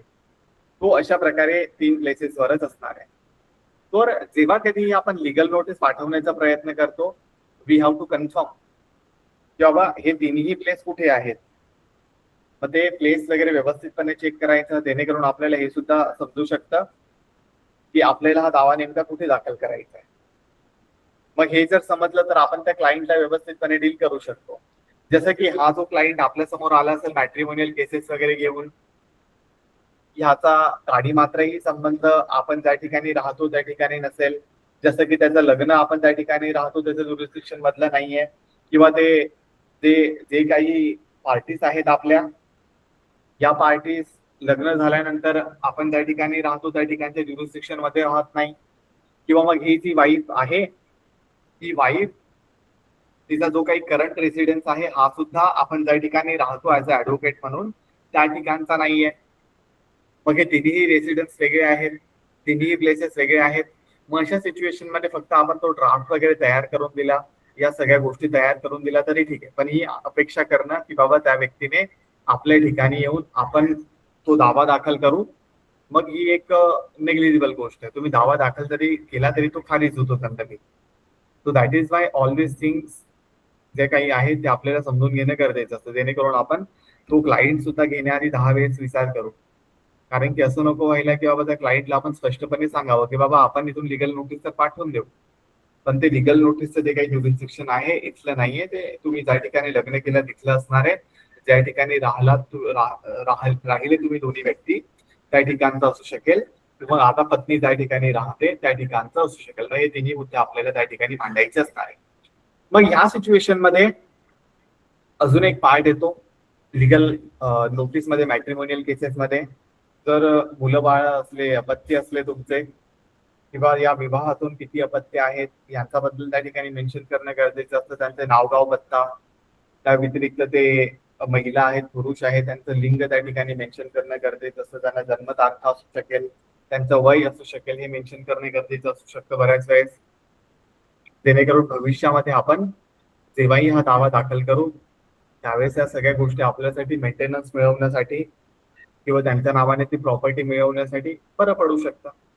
या व्यतिरिक्त जर एखादे डोमेस्टिक व्हायोलन्स वगैरे होत असेल, वैवाहिक संबंधातले काही गुन्हे वगैरे होत असेल, मॅट्रिमोनियल ऑफेन्सेस होत असेल, त्याला आपण म्हणू शकतो.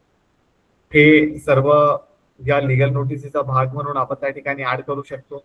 किंवा समोरचा व्यक्ती किती क्रूर आहे, किती क्रूरता त्याने केली आहे, किती क्रुएल्टी त्याने केली असेल, किती छळ त्याने केलाय, हे आपण त्या ठिकाणी मेन्शन करू शकतो. सोबतच अजून एक पार्ट यामध्ये ऍड होतो की बऱ्याच साऱ्या सिच्युएशन मध्ये हे सुद्धा समजून घेणं महत्वाचं असतं की जेव्हाही आपण एखाद्या लिगल नोटीस मध्ये, खास करून मॅट्रिमोनियल लिगल नोटीस मध्ये एखाद्या क्रुएल्टी बद्दल मेन्शन करतो, एखाद्या व्यक्तीची किती छळ होत होता, किती क्रूरता त्याच्यासोबत होत होती, हे जेव्हा मेन्शन करत असतो, त्या सिच्युएशन मध्ये फक्त छळ होत होता एवढं समजून घेणं पुरेसं नाही किंवा एवढंच मेन्शन करणं गरजेचं नाहीये. त्यासाठी जे बॅक एंड एव्हिडन्सेस वगैरे असणार आहेत हे सुद्धा आपण त्या ठिकाणी शोधून ठेवले पाहिजे. की मग हे शोधणं म्हणजे काय असतं की बाबा या व्यक्तीने काही कंप्लेंट वगैरे दाखल केली होती का, या व्यक्तीचं काही मेडिकल रिपोर्ट आहेत का तशा, किंवा सध्या जुन्या मेडिकल रिपोर्ट किंवा सध्याचे मेडिकल रिपोर्ट, हे आपण त्या लिगल नोटीस मध्ये स्पष्ट करावं. आणि हे जर स्पष्ट केलं तर भविष्यामध्ये, कारण की हा असतो क्रिमिनल काइंड ऑफ थिंग्स, जसं की समजा एखादा पती असेल, जर पती एखाद्या पत्नीला दारू वगैरे पिऊन मारहाण करत होता, शिवीगाळ करत होता, मित्रांसमोर नातेवाईकांसमोर अपमान वगैरे करत असेल, किंवा माहेरी जाण्यासाठी तिला टाळत असेल किंवा माहेरी वगैरे जायचं नाहीये, किंवा मग हुंड्यासाठी शारीरिक किंवा मानसिक छळ करत असेल, मग हे झालं एका प्रकारचा छळ. तर whenever we have to mention की बाबा माझ्यासोबत छळ झाला होता, हे जर मी त्या ठिकाणी मेन्शन करत असेल त्या लिगल नोटीस मध्ये, तर मी ते व्यवस्थितपणे मेन्शन करणं गरजेचं आहे. जर मी त्याच्या संदर्भात एखादी कंप्लेंट केली असेल तर त्या कंप्लेंटचा नंबर, कोणत्या दिवशी कंप्लेंट केली, हे सविस्तरपणे मी मेन्शन करायला हवं. या व्यतिरिक्त या घटना कोणत्या कोणत्या दिवशी झाल्या, कोणत्या तारखेला झाल्या, कोणत्या ठिकाणी झाल्या, याचा सविस्तर उल्लेख मी त्या ठिकाणी करणं गरजेचं आहे. त्याला वेगळ्या वेगळ्या पॅराग्राफ मध्ये मी मेन्शन करणं गरजेचं आहे. मग ह्या गोष्टी का गरजेच्या असतात, कारण की it is a kind of criminal offence. भविष्यामध्ये जेव्हाही आपण डोमेस्टिक व्हायोलन्सचे केसेस दाखल करू त्यावेळेस हा व्यक्ती, समोरचा व्यक्ती कशा प्रकारे त्या गोष्टींना रिप्लाय करेल, तो ऍज अ एव्हिडन्स म्हणून आपण क्रिमिनल केसेस मध्ये या लिगल नोटीसच्या रिप्लायला दाखल करू शकतो. दॅट इज वाय आपण जसं की पाहण्याचा प्रयत्न केला की बाबा जेव्हाही आपण अशा प्रकारचा रिप्लाय फाईल करत असतो, तो रिप्लाय आपला असणार आहे positive kind of reply, negative kind of reply, partial kind of reply किंवा न्यूट्रल काइंड ऑफ रिप्लाय. मग जर आपण या गोष्टी आधीच मेन्शन केल्या तर आपल्या क्लायंटला भविष्यामध्ये तो जो काही दावा दाखल करणार आहे त्या पर्टिक्युलर दाव्यामध्ये या सगळ्या गोष्टींचा वापर तो करू शकतो ऍज अ एव्हिडन्स म्हणून. सो दॅट इज वाय या सगळ्या गोष्टी आपण व्यवस्थितपणे मेन्शन करणं गरजेचं असतं. या व्यतिरिक्त जे लिगल नोटिसेस असतात, खास करून रेस्ट्रिक्शन ऑफ कॉन्ज्युगल राईट्स वाला पार्ट, त्यामध्ये विवाहाची पुनर्स्थापना वाला जो काही पार्ट असतो की बाबा म्युच्युअल कन्सेंटने त्या दोघांनी राजी झाले की बाबा आता आपण सोबत नांदावयास तयार आहोत, अशा पर्टिक्युलर पार्ट मध्ये जनरली हे लिगल नोटीस जर आपण पाठवत असू तर समोरच्या व्यक्तीने जे काही सिच्युएशन असेल ती व्यवस्थितपणे हाताळली असेल किंवा नाही हाताळली असेल तो एक वेगळा पार्ट आहे. पण आपली ऍज अ ड्युटी आपण त्या ठिकाणी करायला हवी की आपण जेवढे चान्स समोरच्या पक्षकाराला देऊ शकू तेवढे आपण लिगल नोटीसच्या माध्यमातून द्यायला हवे. जसं की आपण हे एक्सेप्ट करायला तयार असू की बाबा आपण सेपरेट न राहता एकत्र राहण्यास तयार आहोत, हा एक पार्ट त्या ठिकाणी असू शकतो. किंवा मुलांच्या देखरेखीबाबत असू शकेल, तो एक पार्ट असू शकेल. किंवा मग कमवण्याबद्दलचा पार्ट असू शकेल की बाबा जॉब करावा न करावा या संदर्भातला एक पार्ट असू शकतो. या व्यतिरिक्त जे काही मेंटेनन्सची अमाऊंट असू शकते की बाबा महिन्याचा जे काही पोटगी असू शकते ती किती मिळावी तो एक पार्ट असू शकतो. तर रेस्ट्रिक्शन ऑफ कॉन्ज्युगल राईट्सच्या पार्टमध्ये जर आपण विवाह हक्काच्या पुनर्स्थापनेसाठी पाठवत असू तर आपण किती कॉम्प्रोमाइज करायला तयार आहोत या सगळ्या गोष्टी व्यवस्थितपणे मेन्शन करा. हा सुद्धा एक मॅट्रिमोनियल पार्टचा लिगल नोटीस मध्ये समजून घ्यायचा भाग असतो. या व्यतिरिक्त जर आपण जनरली डिवोर्स संदर्भातल्या पार्ट मध्ये मेन्शन करत असू तर समजा एखादा स्त्रीधन असला, जसं की विवाहाच्या वेळेस महिलेला काही ना काही दागिने भेटवस्तू वगैरे मिळत असतात.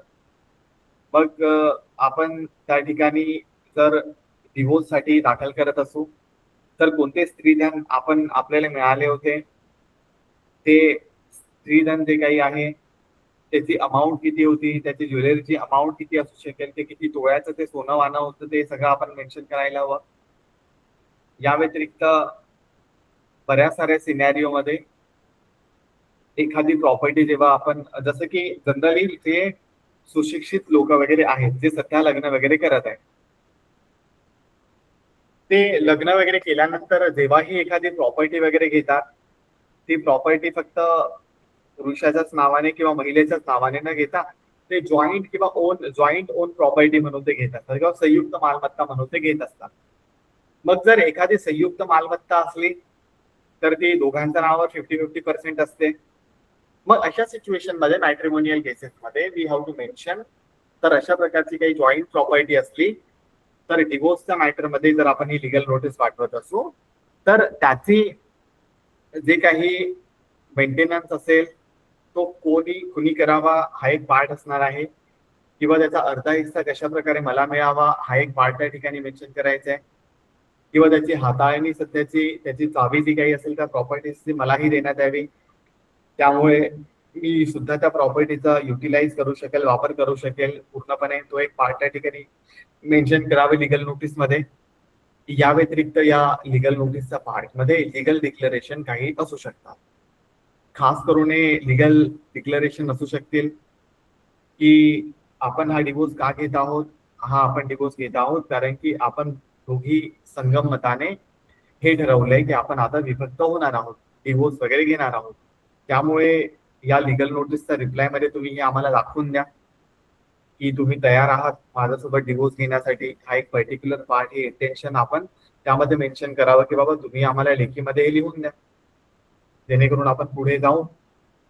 या व्यतिरिक्त जर समजा एखादा क्रुएल्टीवाला डोमेस्टिक व्हायोलन्स वाला लिगल नोटीस असेल तर इंटेन्शन वाल्या पार्ट मध्ये आपण त्या ठिकाणी दाखवून द्यायचंय की बाबा आम्ही तुम्हाला तुम्ही जी आमच्या विरुद्ध क्रूरता वगैरे केली आहे त्याबद्दल आम्ही तुम्हाला कोणत्याही प्रकारे क्षमा वगैरे केली नाही, आम्ही तुमच्या विरोधात क्रिमिनल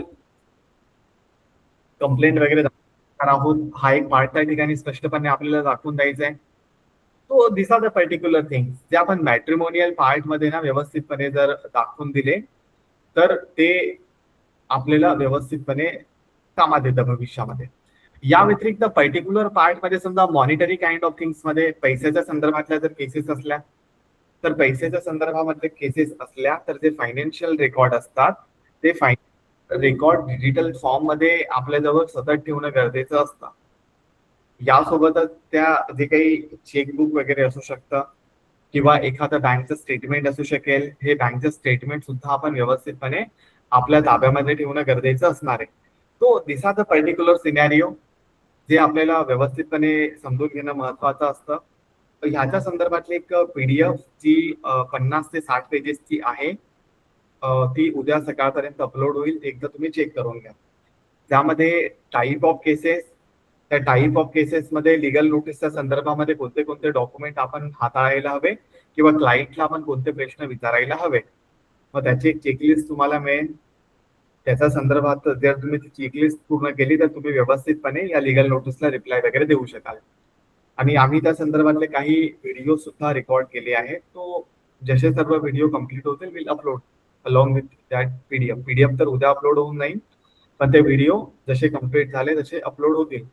तो तुम्ही 1 बाय 1 गो थ्रू जरी केले तरी तुम्हाला व्यवस्थितपणे लक्षात ठेवेल की बाबा टाईप ऑफ केसेसमध्ये कोणते कोणते सेक्शन आहेत आणि कोणत्या सेक्शनच्या अंतर्गत आपण त्या टाईप ऑफ लिगल नोटिसेस वगैरे फाईल करत असतो.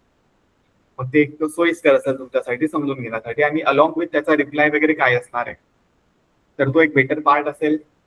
आपण आजच्या सेशन ते काही आहे आपण इथे वाइंड अप वगैरे करू फॉर द लिगल नोटीसच्या पार्टमध्ये, आणि उद्याचं सेशन आपण नेक्स्ट टॉपिक वगैरे घेण्याचा प्रयत्न करू. आम्ही ठरवत आहोत की जे काही ड्राफ्टिंग वाला पार्ट आहे तो आपण त्या ठिकाणी स्टार्ट वगैरे करू उद्याच्या सेशन मध्ये. पण लेट सी, जर प्री लिटिगेशन स्टेज मधले जसं की रिप्रेझेंटेटिव्ह राईट वाला एक पार्ट आहे तो रिमेनिंग आहे आपला, वकालत नामावाला जो काही पार्ट आहे तो एक रिमेनिंग आहे, तर काही टॉपिक आहेत ते रिमेनिंग टॉपिक आपण उद्या कम्प्लीट करायचा प्रयत्न करू प्री लिटिगेशन स्टेजेसचा. आणि मग नंतर आपण ड्राफ्टिंग वाला जो काही पार्ट आहे, ड्राफ्टिंग ऑफ द प्लेंट वगैरे वाला पार्ट, त्याकडे आपण वळण्याचा प्रयत्न करू. आजच्या सेशनच्या संदर्भामध्ये जर तुमचे काही प्रश्न असले तर तुम्ही विचारू शकता, आणि अदरवाईज तुम्ही उद्या एकदा ते PDF वगैरे व्यवस्थितपणे चेक करून घ्या. त्याच्यामध्ये जर काही प्रश्न असले तर विचारू शकाल. पण तुम्ही सॅम्पल लिगल नोटीस वगैरे मी ऑलरेडी अपलोडेड ओव्हर द्या, त्याचा रिप्लाय सुद्धा आम्ही त्या ठिकाणी अपलोड वगैरे करू, जेणेकरून तुम्ही व्यवस्थितपणे चेक करू शकाल. ठीक आहे, काही प्रश्न असला तर तुम्ही विचारू शकता आता, नाहीतर आपण उद्या कंटिन्यू करू.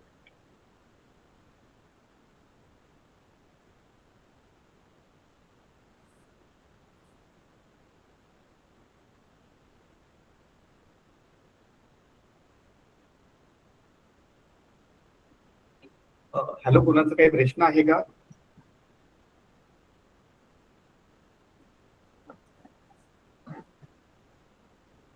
असं तुम्हाला सर्वांना बोर व्हायला लागलंय का आता सेशन्स मध्ये? नाही सर, बोर नाही होत सर. अच्छा, काही प्रश्न आहे सर तुमचा? आजच्या संदर्भात नाही सर, दुसऱ्या संदर्भात आहे. आपल्याला ऑनलाईन रजिस्टर्ड डॉक्युमेंट्स बघता येतात का, लाईक सेल डीड वगैरे कोणाची झाली असेल? हो, बघता येतात ते, फक्त तुम्हाला तो रेफरन्स नंबर वगैरे हवा. आता मी एक मिनिट, हा मी तुम्हाला दाखवतो तो प्लॅटफॉर्म.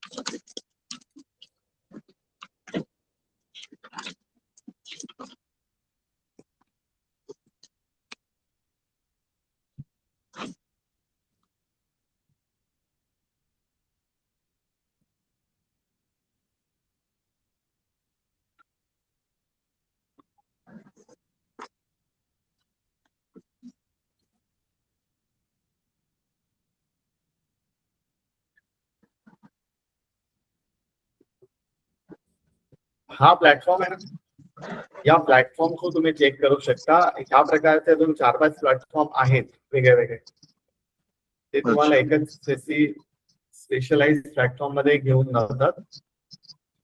यामध्ये तुम्हाला लॉग इन वगैरे करावं लागेल. एकदा लॉग इन आयडी वगैरे तयार करून घ्या.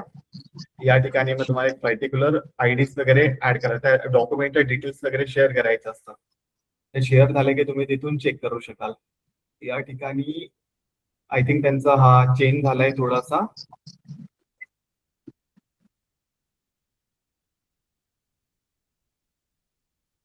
हा एक सेकंड प्लॅटफॉर्म आहे.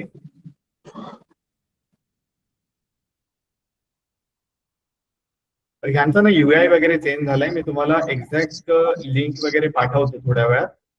कारण की ओके. माझा मागच्या आठवड्यामध्ये मला काम होतं त्यावेळेस मी इथूनच चेक केलेलं. So I know this thing. यामध्ये एक स्पेशलाइज पार्ट मिळतो, त्या ठिकाणी तुम्ही चेक करू शकता.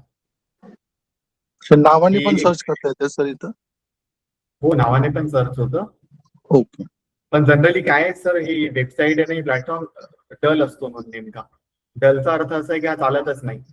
मला नेमकं फक्त एक साधंसं जे काही अग्रीमेंट होतं ते चेक करण्यासाठी मला 6 तास लागलेले. तेही मला बरं. रात्री बसावं लागलं, त्यावेळेस ते ओपन झालेलं. आणि ते फक्त शॉपवाल्यांचं काही माहित नाही, त्यांची काही सेटिंग असते की ते एजंट लोकांची, त्यांच्याकडून ते लगेच ओपन होतं. पण आपण नॉर्मली ओपन करण्याचा प्रयत्न करतो ना, तर सिंगल डॉक्युमेंटही ओपन होत नाही जनरली. अच्छा. ते एकदा आपल्याला चेक करावं लागेल तिथे काय नेमकं आहे त्यांची आयडिया वगैरे. पण तुम्ही इथून चेक करू शकता, हरकत ओके नाहीये सर. त्याबद्दल. तुम्ही चेक करा एकदा. नसेल मिळालं तर मी एकदा कन्फर्म करून सांगेन तुम्हाला, जर प्लॅटफॉर्म चेंज झाला असेल यांचा तर. ठीक आहे सर. ठीक आहे. ठीक आहे. Okay sir. थँक्यू. ओके, हरकत नाही.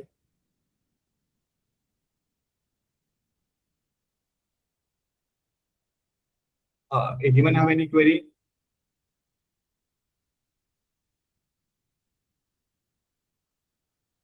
No sir. अच्छा, राकेश जी नहीं है, Zakir ji, D'Silva sir, Yogesh ji, Priya ji, Nilesh ji, Shrikant G.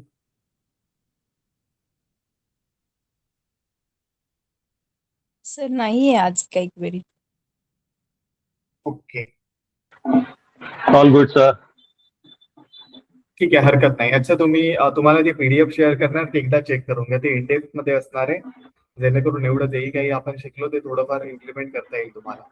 Type of cases, त्याचा रिप्लाय मध्ये काय असणार आहे, इम्पॉर्टंट डॉक्युमेंट काय असणार आहेत आणि क्लायंटला काही प्रश्न विचारावे तशा प्रकारच्या केसेसमध्ये जे इम्पॉर्टंट असतील तुम्हाला. ठीक आहे, जेणेकरून फायदा होईल बऱ्यापैकी. चालेल, भेटू आपण उद्याच्या सेशन मध्ये. Not an issue. Okay sir. Good night. भेटू. अच्छा, कोणी AIB चं